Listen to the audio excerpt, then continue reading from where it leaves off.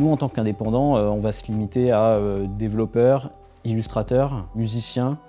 Donc musicien, ça inclut aussi ce qu'on appelle le sound design, c'est-à-dire créer des sons pour le jeu. Et après, il y a le management et la communication. Mais si vous allez dans des plus grosses productions, ce qu'on appelle le jeu vidéo AAA, ça va être des équipes de parfois une centaine de personnes. Et là, les métiers, ça peut être très spécifique. Là, dans le cas de Villain de Pologne, on va commencer par construire vraiment le squelette du jeu, de comment il va se dérouler, du début à la fin. Puis après, on va rajouter à chaque fois des petits éléments en plus. On va affiner certaines choses. En gros, c'est comme quand on sculpte une statue.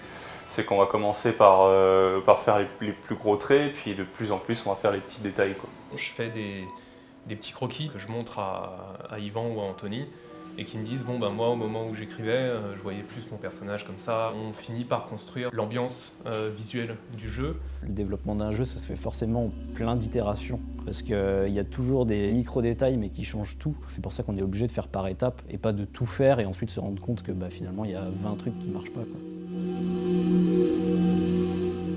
Une des particularités du jeu vidéo, c'est que le joueur doit faire des choix, doit agir pour pouvoir amener l'œuvre à se développer. Et ce qui est intéressant dans un jeu vidéo, c'est qu'on peut se mettre à la place de quelqu'un pour être confronté aux choix qu'il a à faire et réfléchir sur les conséquences de ses choix. Et ça fait vraiment partie d'un aspect fort, créer du dilemme moral ou éthique pour le joueur, ce qui fait du jeu vidéo une forme d'expression. Il y a déjà eu des films, il y a déjà eu des livres qui parlent de cancer, mais à chaque fois on va voir un personnage et on va le voir d'un regard extérieur. Donc tout l'objectif de Villain de Pologne, c'est de faire en sorte que le joueur se retrouve confronté au choix. Par exemple, quand on prend un traitement, on est vite fatigué. Et un proche qui va dire ah, « on ne te voit jamais, tu sors jamais, tu es tout le temps fatigué », comment on réagit par rapport à ça? Le but, c'est vraiment de mettre à la place d'eux et de se dire « tiens, voilà le choix, qu'est-ce que tu ferais toi ?» La plupart du temps, c'est souvent aussi le point de vue d'un créateur sur la thématique. Il n'essaye pas forcément d'avoir un point de vue scientifique. Et de nombreux jeux vidéo sont aussi dans cette démarche-là, de se dire je vais témoigner d'une réalité, ou en tout cas, je vais m'exprimer un point de vue sur une réalité. Parfois, on a du mal à discerner qui est l'auteur, mais en tout cas, c'est la création d'une équipe, c'est la création d'une volonté de faire passer un message sur une thématique. Il y a vraiment une particularité du jeu vidéo aussi à penser à la fois comment on s'exprime par un système de règles, par une histoire, par des images, par du son, mais aussi comment cette expression laisse de la place au joueur qui lui aussi va chercher à s'exprimer.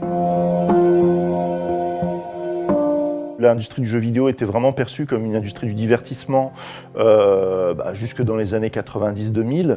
Aujourd'hui, on a un vrai changement de perspective, notamment aussi parce que le jeu, aujourd'hui, on en retrouve de plus en plus sur support numérique et pas uniquement dans le jeu vidéo. Peut-être le jeu pour la formation, du jeu sérieux, ce qu'on appelle du news game, c'est du jeu journalistique. Moi, par exemple, je travaille sur un jeu qui s'appelle Lie in My Heart, où la thématique va être comment réagir face à un proche qui a mis fin à ses jours. Et cette thématique du drame familial, ou bien par exemple du cancer, ou des thématiques liées à la vie courante, sont des thématiques qui ont encore été très peu explorées par le jeu vidéo. Aujourd'hui, justement, un des points forts de la scène indépendante, mais aussi de la recherche, de la création dans le jeu vidéo, c'est d'aller vers l'exploration de ces thématiques de façon particulière, comme peut le faire le jeu, quoi.